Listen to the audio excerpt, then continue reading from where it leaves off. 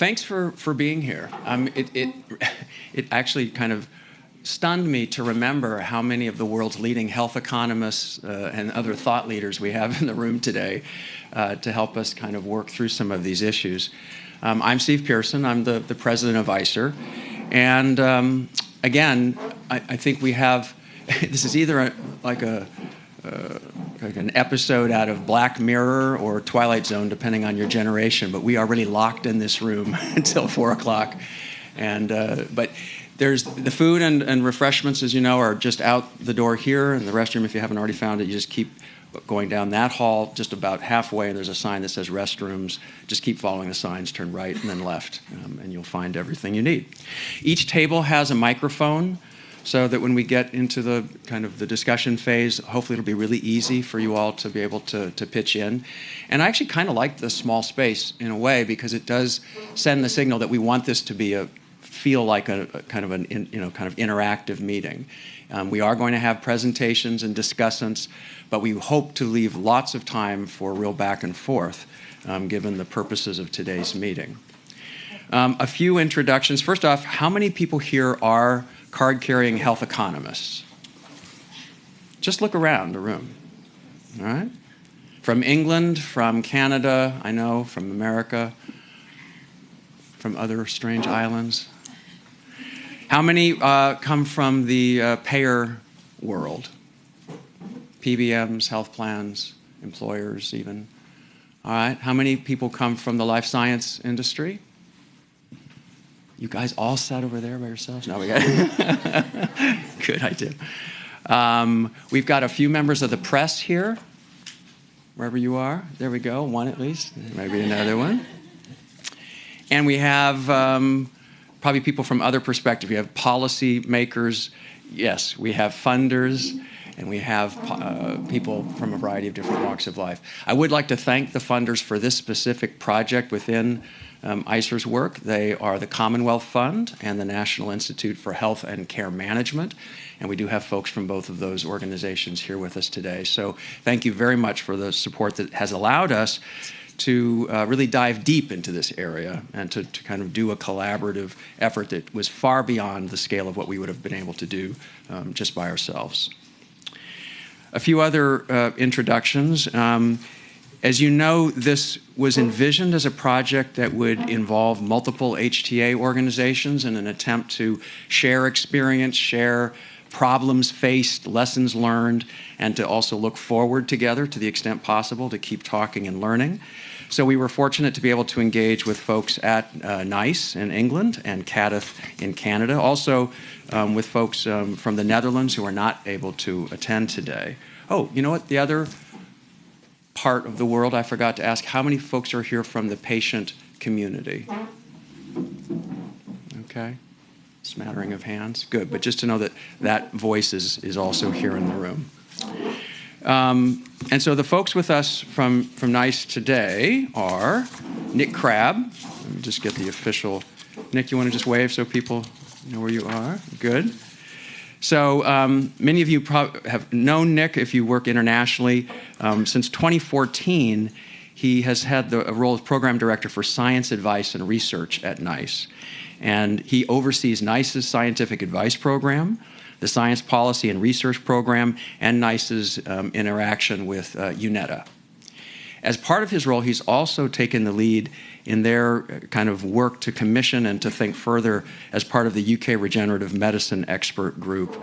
And he'll talk more about that experience and the lessons learned from the work that they did and working with folks at York and elsewhere. With him from NICE is also Helen Knight, who is the program director for health technology, appraisal, and highly specialized technologies. In other words, she runs the shop that does the NICE reviews in all ways, shapes, with all of those responsibilities. Trained as a health economist. She's been at NICE for 6 years, is that right? 12? How did I get, oh my gosh. No, you worked for 6 years before you came to NICE. All right, so she knows NICE not just today, but its history, which is also part of what we're going to be thinking about is kind of what is the trajectory, not just of the innovation we're going to be talking about, but of the HTA approaches to it through time. So it's wonderful to have her here. From CADTH, we have also two senior staff. We have Karen Lee, who's the Director of Health Economics. So in that role, she kind of leads the team of health economists at CADTH who both conduct and critically appraise economic analyses as part of the CADTH work. And also, they obviously oversee the development of their methodologic guidelines. CADTH's work is well known for their reference case and for the other kind of policy documents that they put out. And with her from CADTH also is Trevor Richter. Trevor is the director of the Common Drug Review and the Optimal Use programs. So again, as you can imagine, we have folks who are involved in the conceptual policy methods part of both NICE and CADTH, as well as, if you will, the operational aspects of running the reviews, having appraisal committees and others discuss them. So it's a really rich involvement. We've been able to benefit from their insights over the entire course of this project. And I'll talk a little bit more about the purpose of the project and their engagement as part of that. But it's been critically important to our learning, and so it's really great to have them here. And they'll be a core part of, if you will, the reactor group that we'll have up here as we talk through the different phases of this research project and the different methods areas. We're going to ask them to reflect on that area from their perspective, their experience, and what their organizations are doing. All right. One last little bit of housekeeping is it's already obvious because I've said that there's press in the room, but NICE usually, or NICE, ICER frequently runs, no laughter, we frequently run Chatham House or Vegas rules, depending on what side of the pond you're on, meetings. Many of our stakeholders are used to those environments. We love them, you love them. Today this is being webcast and there's press in the room. We really hope that that doesn't change things tremendously, but I just want to make sure that kind of consciously you're aware of that so that there are no misunderstandings. If you get up and say something, it will be known. So just keep that in mind. All right, Celia, are there any other? Okay, I should just, Celia Sagel, who has helped, she's the Director of CER Policy and Research at ICER, and Rick Chapman, who's our Director of Health Economics. You'll be hearing a lot from Rick. And again, thank you for coming from many of you from very far away. We also have representatives from ICER's appraisal committees. Our chairs from both CTAF, the Midwest CPAC, and the New England CPAC are in the room because, again, they are deeply involved in our thinking at both the methods and the operational level about how we do reviews about different kinds of technologies. Okay, any questions about the ground rules? I'll talk about the agenda in a second.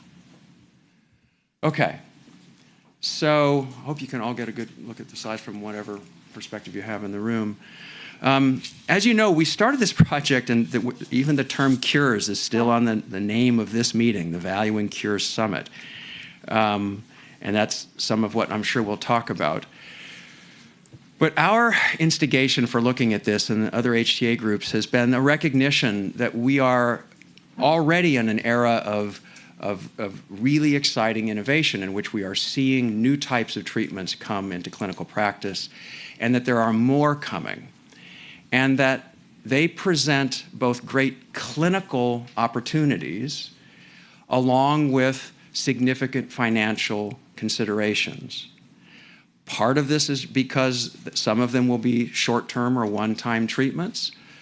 Part of it may be that there's just a wave of new science coming in, and this is just part of it, and that we're all aware at least of some of the affordability concerns that governments and private payers have been expressing for some time. So there was a recognition across the world that whatever tensions we felt between innovation and affordability and uncertainty are going to be augmented with this new generation of treatments. There might be special questions about some aspects of the uncertainty or some different ways to think about certainly paying for them. There'd be a whole kind of policy world that would have to shift or think about changing as we consider the introduction of these new kinds of treatments. So as much as the payer world, if you will, in the life science world, we're going to be thinking about the clinical and financial opportunities and tensions. In the HTA world, we decided to see it as a way of boiling it down into 4 distinct areas where we saw that we felt that there were going to be increased tension for us. One was this basic idea that we were going to be looking at technologies where there was likely to be a sense of increased uncertainty. I know that's going to be part of what we talk about, and it's controversial. Is there more uncertainty, just a different kind of uncertainty? How does this overlap with all the uncertainty that we already know about in terms of rare diseases or very severe diseases? Is there something distinct about that with these treatments? We felt that all of the kind of residual, dormant, active, perennial questions about what's in our consideration of value would again get kind of turned up. The volume would get turned up because partly again because these might be considered for very severe rare conditions, but maybe there's something else about cures that is maybe quote unquote intangible, but people want to try to value it. So we decided to do a deeper dive into the additional dimensions of value that people have discussed around all treatments, and then if there are any specific to cures as part of this effort. Clearly, we knew that there was a tension around the idea that there's a huge time divergence between when we spend the money and when the benefits can accrue, and that we don't always understand, in economic modeling at least, how that can be influenced by things such as the discount rate. So there will be a part of today that may feel incredibly technical, but it's also very, very conceptual and even ethical. How do we deal with this idea of how to discount costs and benefits through time in a setting in which many of these treatments may be one-time or short-term treatment courses? So we'll talk about that. And then in some ways, people could view it as the big issue or the last issue. It's, is there anything different, special, unique, or not, about the affordability concerns and what HTA does with affordability in terms of how we do budget impact analysis, in terms of how we do other things? And a part of this concern, if you will, or questioning about affordability is certainly around how we pay for things, but it's also from a technical perspective around how we do what economists call sharing the surplus. So I'll sketch this out now because we'll spend a fair amount of time later today talking about it. In economic terms, you can draw a pretty graph, and when a brand drug gets launched, the surplus, if you will, that's the amount of money that's above what a customer, in a sense, would want to pay for it, goes to the company. And then if you draw this idealized curve, when the drug hits competition and gets down to a generic phase, then society starts to get that surplus. The price drops below that point at which the consumer would be willing to pay, and so in a sense, society is getting more of that surplus. If there's some intrinsic conceptual balance in that, people have wondered whether it's thrown off kilter by one-time treatments where you pay all up front and the benefits all accrue later, and there may or may not be a generic phase to that treatment. So that's part of the thinking behind, as I know you've seen in our proposals and in the thinking in the technical brief that we'll get into today. Now, I think some people might say that this entire meeting could be finished with if we all just came up with an installment payment plan that was able to track patient outcomes no matter where the patient went in the world, and if the drug didn't work, then a certain percent came back to the payer, we'd all be done. Uncertainty's taken care of, the time divergence is taken care of, and everything's fine. And this meeting and this whole project is not to say that that's not a valid effort, that might be a part of the policy toolbox. It certainly will be. And some countries are making more kind of focused efforts to kind of launch that kind of platform. We've been talking about it ourselves in part of our membership group for several years when we first started talking about gene therapy. And I think it's clear to most people, at least, that whatever progress we're going to make on that installment payment idea, it's not going to be overnight, and it's not going to be everything. And so we might want to keep, banging on that, but we also need to ask, even if you're going to amortize a price over time and think about uncertainty, dealing with it, how do you do the assessment up front to kind of support that effort? So we don't think that there's a reason to just assume that we have to work on payment and that's the only problem, if you will, in the room. So what's gone on before this? In HTA, at least, just so you know, many of you do, there are already, in essentially every HTA group that I'm aware of, maybe not everyone, but most of them have some kind of special track for treatments for ultra rare. Some will call it rare, orphan, I mean, it depends on your jurisdiction. We have a relatively new one. NICE has its highly specialized technologies. Actually, Karen, do you guys have a specific? You don't, right? Okay, so you're one of the groups that doesn't. But the issue is raised sometimes about whether there should be a special track. So some HTA groups do. Either HTA or their kind of public payer or private payer world has some way of integrating considerations of affordability with long-term value. I'm not going to get into the weeds on how ICER does it, but NICE has, the NHS England has a £20 million per year spending threshold, and if a drug is anticipated to spend more than that, then it kind of goes into a different track of negotiation within NHS England. Again, how affordability is woven in has been part of what HTA and the payer world have been thinking about for quite some time. Nick is going to tell you about the CAR-T mock appraisal in England, so I'm not going to tell you a lot about that, but it's a part of the work that they've done to try to see if their methods are ready, if you will, are fit for purpose, as the English like to say, for these kinds of treatments.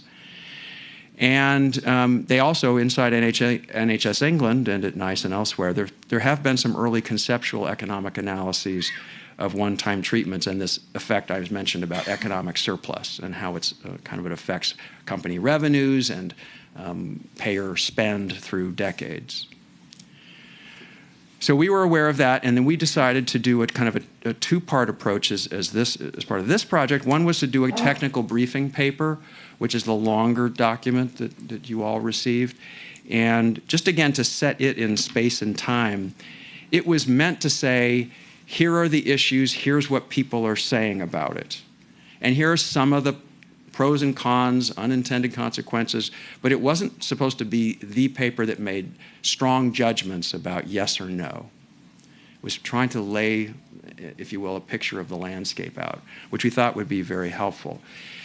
To inform that, we did a systematic literature review, looking at lots of articles, anything that mentioned cures or some of these other methods areas. We had 19 interviews with many of you in the room and others across health economics, again, payer, life science, and patient worlds. And so we put that together, and then we're also, as you know, we're in the midst of ICER's doing its own, our organizational proposals for if and how we will change our methods for certain kinds of treatments that we've dubbed SSTs, and I'll get into that in just a second. So the purpose for today, as part of all of these kind of moving parts, is I think three main areas, three goals. One is to share perspectives among all of you on, do we even need anything new? There will be strong arguments. There are strong arguments that we don't need to do anything else, that the existing platform for HTA and health economics is perfectly ready for special treatments, cell and gene therapy, regenerative medicine. If we do, though, how would we say for which types of interventions, and if we do, what would be the pros and cons of alternative methods? So it's kind of the technical brief, if you will. We want to hear your input and share perspectives on that. We've read your comments. Many of your organizations have submitted comments, and they were great. And surprisingly, shockingly, you don't all think the same way on any of these issues. And so we'll talk about that, because one of the secondary goals is not just talking about the general issues. We want to do a fair amount of that, but it's impossible for the conversation not to turn a little bit to some of ICER's proposals that are on the table now. So that's okay. I'm hopeful that the whole meeting doesn't deviate into talking just about what ICER says it might do. We want to try to learn and share perspectives more broadly, but certainly that will come into view. And then perhaps for us, certainly for the other HTAs, there's a broader goal in which we're here to listen to you and to continue our learning from each other around these issues. Because going forward, there's no way that HTA groups snap their fingers and say, well, UNETA's tried. How many years has UNETA been in existence? A decade? at least. There are attempts to harmonize elements of HTA across different countries. The goal here is not to try to come up with a one-size-fits-all, or even to suggest that the groups at the table today are going to actively pursue any of the kind of proposals or ideas on the table. It is to say, though, that we are aware that we need to keep talking together and learning from each other, because the more that we at least understand the terms and the challenges and some of the options together, I think we can be more transparent about our decision making, and whatever form of kind of consensus we can get around issues and answers, the better. But it's not a goal today to try to say, what will NICE, CADTH, and ICER do together next week? So don't worry about that, or don't get excited about that, depending on your perspective.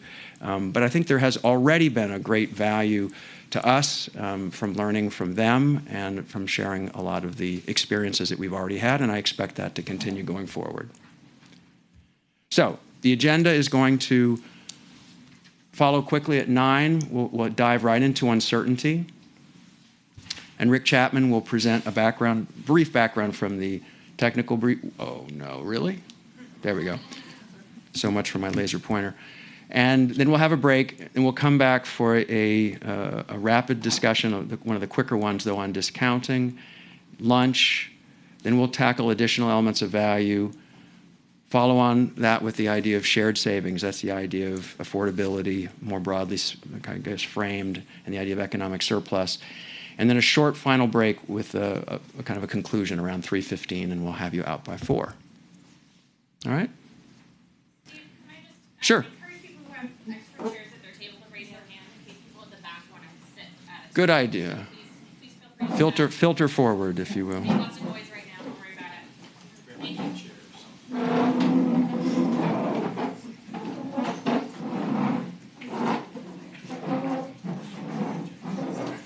I'll tell my little joke now about people who've arrived late in Washington.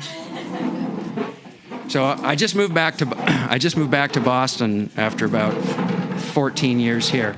When I moved to D.C., someone took me aside and they said, there's just one social rule in D.C. you have to remember. First, you come late to any event to which you are invited. You come overdressed and you leave early. And I said, why would you be rude? And this person said, well, it's clear, because you are coming from somewhere more important, you are more important, and you have to leave to go somewhere more important. So I'm glad to be back in Boston, where the only thing that matters is what color green you can wear. How's that? All right, so very briefly, does anything need fixing? I'm going to introduce the whole idea of SSTs and whether that means anything. But again, the basic question is, we started talking about cures, but then we said, is it really cures? What is it about cures that's different? Is it something else intrinsic to certain kinds of treatments that we would want to think about differently? And then obviously you get quickly into, well, if there is something, what would it be? And what are the pros and cons? So I'm just going to throw up this definition, because we really did start with cures, then we moved to potential cures. I'm just going to read this quickly. Therapies delivered through a single or a short-term course of treatment that demonstrate a significant potential for substantial and sustained health benefits extending throughout patients' lifetimes.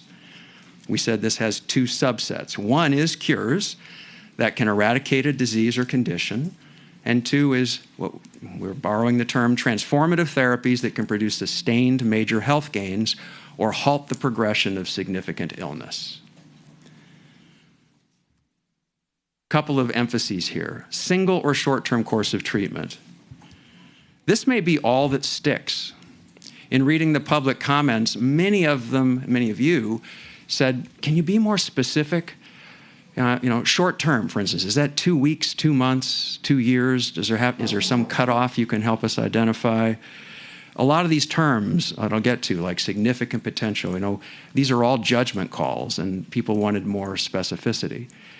Some people got very uncomfortable that we were calling things transformative, or that they would, substantial and sustained health benefits. We got some public comments saying, you're basically serving as a PR campaign for the life science industry. These are not transformative treatments. They're treatments that are unproven and demand greater scrutiny for uncertainty because of their likely high cost. So let's not get ahead of the game here and start using terms like cures or transformative therapies. And so we're still very open in considering our ideas here on, in terms of why we came up with some of these. The singular short-term course of treatment was core to our thinking, because at the end of the day, when you think about rare disease and serious disease and some of the tensions in HTA, it did seem that it was the singleness of it, or the very short term, with the idea being that there was uncertainty, but there were unrecoverable costs. Because if you spend a whole lot of money up front, it's different than even if the same level of uncertainty, but you're spending the money over time again, that old issue, when you can stop if it stops working or the patient doesn't get better. They will stop taking it. So this idea that there's a special tension introduced into HTA's thinking and payers' thinking when there's an unrecoverable cost, high up front, and long-term benefit. So that part stuck, and whether single and short-term is the right way to frame it or not, there was that sense.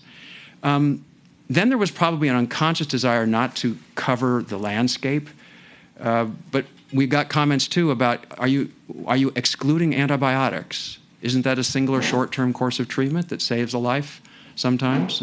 So is that what you're talking about or not? So we were trying to throw in something here that would talk about, this is not about every singular short-term treatment. It would be something that would have substantial sustained health benefits. But still, the question of antibiotics is a good one. People said, if you had a cure for HIV or a cure for pneumonia, what's the real difference? So there's some interesting questions there. And then again, the politics and the emotions that rise up when we say cures, potential cures, or transformative therapies. I guess we wanted to acknowledge that there's a place for people's sense that there's an importance to these kinds of treatments and that this is where it lies. But we got a lot of feedback that this, again, is very charged language and needs to be really carefully considered. So with the great difficulty of suggesting that with an even smaller font that the rest of the day is going to be talking about what we might do differently, how about just a few minutes from you guys on what it is that we should do different things to in the HTA land? If we're going to have any kind of different approach, what would be the best way to frame that subset of treatments or interventions that we would want to view differently than what we already have for ultra-rare, serious, or is SSTs, as it's currently defined here? Again, many of you have written organizational letters that have taken some issues or pushed us in different directions, so feel free to recapitulate that. But who would have a different idea of how we might name this, what it is that we're targeting, that would be better? Andreas Kuznick, stand up. Hate being put on the spot, but... Oh, okay, good. Actually, since it is kind of a room where everyone can't see your face, do you mind just standing up and introducing yourself? I don't know why I'm being called on. I'm Andreas Kuznick. I work with Regeneron Pharmaceuticals. What do you think? But, well, a cure is just, a cure is just something that brings a patient who has a disease that lowers his life expectancy or quality of life back to general population quality of life and general population life expectancy. That's all it is. So I guess you would need to prove that somehow, that, you go back to those general population, those CDC life tables, those, general quality of life numbers. But that's tricky, right? Because you can't do that really easily in a short-term clinical trial. So you have to make some assumptions. But it's all about, for me, it's all going back to the CDC life tables and the general population quality of life estimates. Thank you. Can you turn me on here? Good. So, and one thing that I'll point out from your definition is that if you read the literature and through our interviews, almost no two people have the same definition of cure. For some people, it's not bringing them back to the normal. It's just their best normal. Then it's not a cure. See, some people say that is a cure. And one of the reasons we included transformative therapies was we did say, what if there's a one-time treatment for multiple sclerosis that freezes it and it never gets worse? would that introduce the same kind of questions from an HTA perspective that a true cure would? Because it's not a cure at all, but you'd never get worse. Or ALS. Second it's diagnosed, there's a treatment, and it never gets worse. It felt to us that if there were an issue around, again, the distinction between the upfront cost and the long-term benefit and everything else, uncertainty, everything else was the same. So we decided not to make this just about cures, and that's why that second bullet exists. Although some people, again, hate the term transformative therapy. Some people love it, some people just hate it. Any other thoughts about the scope of what we're talking about and whether it should be broader, narrower, more precise? Mark. And please introduce yourself again to folks. It's on, yeah. Yeah. Mark Scolfer from University of York in the UK. I guess throughout my period working at HTA, there's always been something different, right? From devices to diagnostics to antibiotics. I get why there are some real challenges in this field, no two ways about that. But it seems to me virtually everything you cover here, to a certain extent, applies to other types of technology and intervention. Arguably, the types of interventions you're talking about, they apply most fully to, but they apply to many others, all of them. And so I guess, I'm not answering your questions in this particular point, but I would raise the issue about whether, pretty much all the recommendations that come out of your work, could they also apply to the other types of products that you look at? Or at least, to what extent might they apply? And whether there are some potential issues of just saying, well, we're going to apply these particular changes around uncertainty and share of value just to this group of interventions, cures, or whatever we want to call them, when they could equally apply to antimicrobials, for example.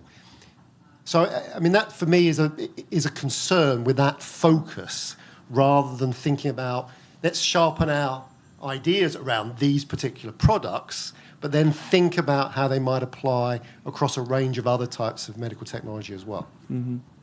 I will say, sir, Mike. Hi, Michael Sherman, Harvard Pilgrim Healthcare Chief Medical Officer. So just a couple of thoughts. I'm sitting here thinking about the antibiotics, and yeah, it does meet some of the definitions, but I'm also thinking about what I do every day and what my colleagues do and why I'm here and why this is important to us.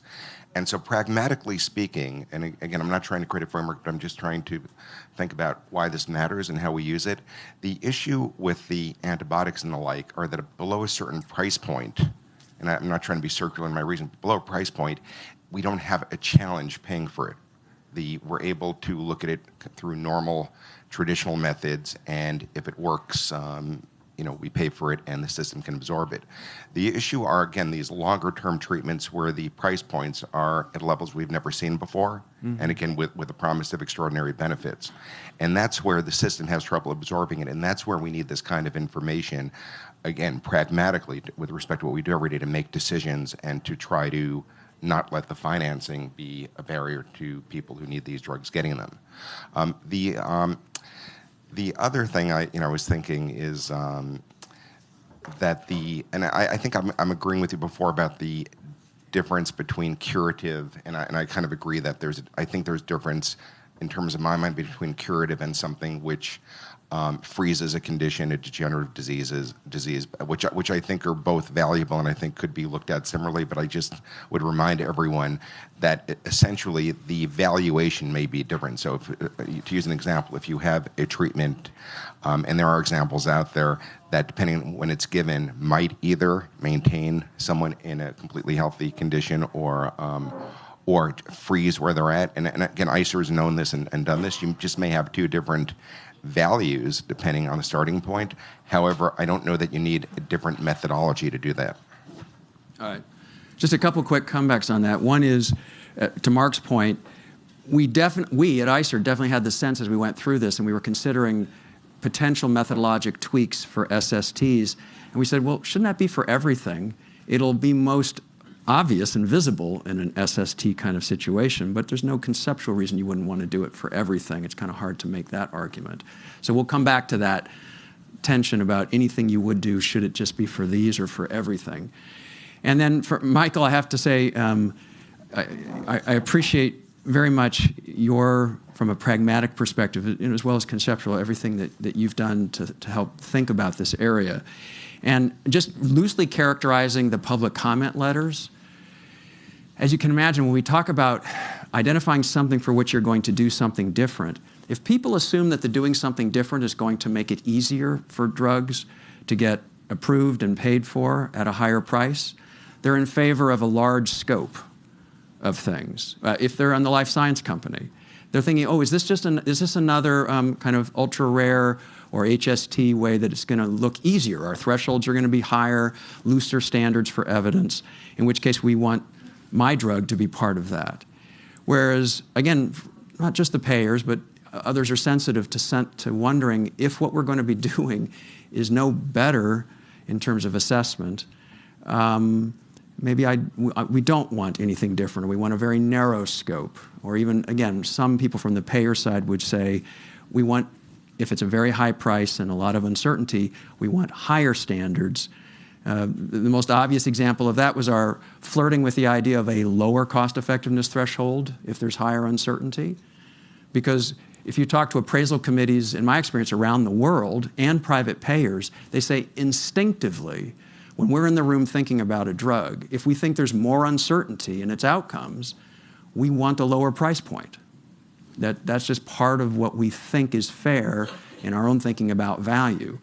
And HTA right now doesn't really do that in a very explicit way. So we looked and tried to benchmark, and we'll come back and talk more about that soon when we talk about uncertainty. A few other comments. Yes? Steve, so Kyle Vidston from Sanofi. Just a comment on the definition. Yeah. Just to state the obvious, that when we're looking at halting progression, we typically, any company typically studies that in a symptomatic population, halts the progression. But what's so important about that phenomenon is to extrapolate that to the population that wasn't studied, hopefully the unsymptomatic population, and halting progression at an earlier stage of disease, reasonably, if that's a reasonable biologic extrapolation, that constitutes a cure, because we're maintaining Right. healthy patients that would otherwise get sick So is every vaccine a cure? if it's perfectly effective. Vaccine community obviously has its own history and culture around pricing and value, but it's an interesting perspective, and it's one that it makes it hard. Others might want to react to that in terms of any treatment that prevents, and what percent. So let's say we have PCSK9s. They prevent some strokes and heart attacks. Is that what percent of the population needs to have its kind of condition prevented for it to fit into its separate category? Does it have to be 100%? Well, I was referring to the idea of a precision medicine that has Right. the biologic Right. rationale, that where we study it, and again, for any company that studies it and demonstrates halting progression, we have to bear in mind that the real value proposition there is halting progression in those who have not yet become sick enough to study. Okay. Reactions? Lou?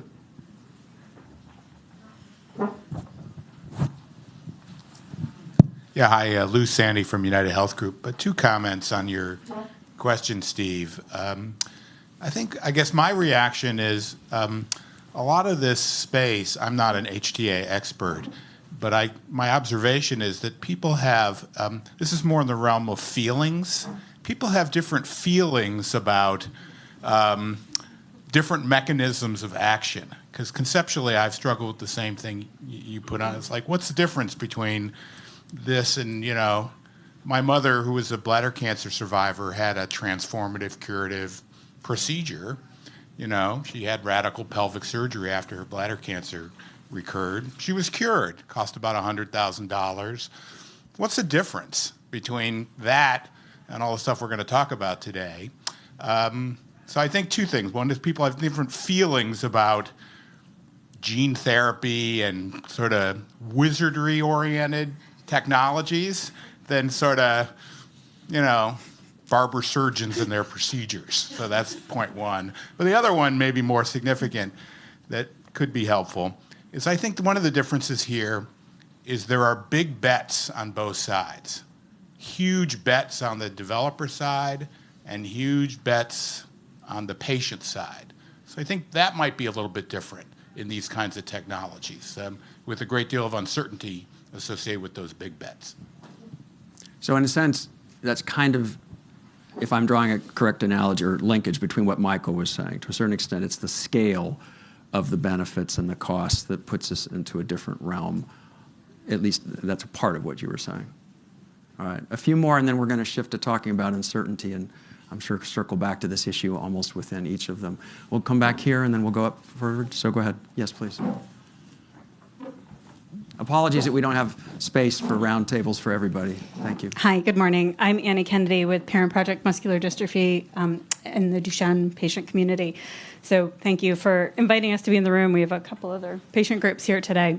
So I'm not an HTA, but we have done some querying of our patient community and done some patient preference studies to begin to prepare for what we may be approaching with gene therapies. And we have 3 gene therapy clinical trials currently underway in our patient population, and trying to discern how our patients and patient community are beginning to understand gene therapies. We've done a lot of education with the patient community around what gene therapy is, and we've gotten everything from the opening of Jurassic Park to CRISPR, people who have a very fine understanding of the nuances between gene therapy and CRISPR. And so there are some things about this definition in this conversation that sort of jump out at me that I think would be helpful to understand. So one of the things that has come out in some of the discussions that we've had with patients is that there is a very acute interest in the reduction of the burden of administration in therapies. So the innovative therapies that we're seeing right now in Duchenne and the early approvals and even the clinical trials have a very high burden of administration. So whether you're participating in clinical trials or even the early therapies, they are very invasive therapies. You have to travel to distinct trial sites. Some of them require ports or intravenous therapies. And these are young children whose veins are rolling over, or having ports placed, and you're missing school. So the thought that you could, so what jumps out at this is a single or short-term course. That is incredibly important to families. One of the things, though, that's a question for families is we don't have a lot of information yet because it's early stage about duration of effect of these therapies and whether or not redosing would be possible. So just to add another layer to this conversation we're having right now is so slowing of disease progression in Duchenne is paramount. So that's something we actually just talked about at the ICER review that we just had. And that is something that families would do anything to do, to have another day with your child, wherever you are in the disease course, to stop that disease progression. However, when we've done our patient preference studies, we have, in the attributes that we've developed with CBER, queried families about if we believed that that therapy would give you 10 more years of healthy life, at what point would you consider having that therapy? And we've gotten a lot of different answers from families. So there is a very real feeling from families that families wouldn't just have that therapy at the newborn stage necessarily, but they might consider the therapy when they were about to go off their feet. So there is an understanding in the community that there might be a best time for my child to approach the therapy if that might be a limited duration in function and maybe the possibility of redosing wasn't possible. So those are just some themes that as we look at definitions around how you apply evaluation to what we would consider to be a transformative therapy, nuances in a definition that would be really important. So whether duration of effect gets mixed in here, and whether or not redosing would ever be possible, or whether or not there's an implied immunity that gets introduced. Thanks, Annie. So it's very helpful to think of, as controversial as the term transformative is, that at least in some situations from a patient perspective, it can be just reducing the burden of care with a one-time treatment can be transformative to a family. Dick, yeah. Hi, Dick Wilkie, Chief Science Officer at ICER. I'm not going to help you a lot here, but I think you're trying to lump things together that really don't always lump together very well, because you've got some drugs with large, long-term benefits and the uncertainty that goes with them, which is a problem you got to deal with. You got some drugs that are for rare diseases with the sort of potential threshold issues that everybody sort of recognizes. And then you've got the drugs that may not face generic competition in the normal term. which raises other issues for analysis. But you've got really those three distinct buckets. So the Hep C drugs don't fit in the rare disease bucket, Right. but they fit in the large lifetime benefit budget. So you can think you're going to have a hard time characterizing this because a lot of things don't fit The nicely. Venn diagram gets pretty messy. Right. In other words, yeah. Right. Yeah. So you're going to struggle That's why you with didn't this. see a Venn diagram here. Yeah. We tried it, and it rapidly became whatever brown. I think brown is the sum of all colors. It was very brown. But you've got some very crucial considerations here, but yeah. I don't know how well they fit under one rubric. All right, so I will put you on the spot, though. Okay. If you had one knife to use to split this into a group that should receive some kind of distinctive HTA approach, and it's not just rarity, because we already have that, what would it be? Okay, I was going to say rarity because we haven't solved the threshold problem there, right? I think the uncertainty problem is a real thing. You've got to be very careful about that. Okay, so that's a good segue to uncertainty, since I've already run through our first agenda item time. So we'll come back to this issue because it's this dialectic, right? What we might do different and for what and why is going to be kind of a ping pong match throughout the course of the day. But I just wanted to start your brains hurting as early as possible in the morning because ours have been hurting for quite some time.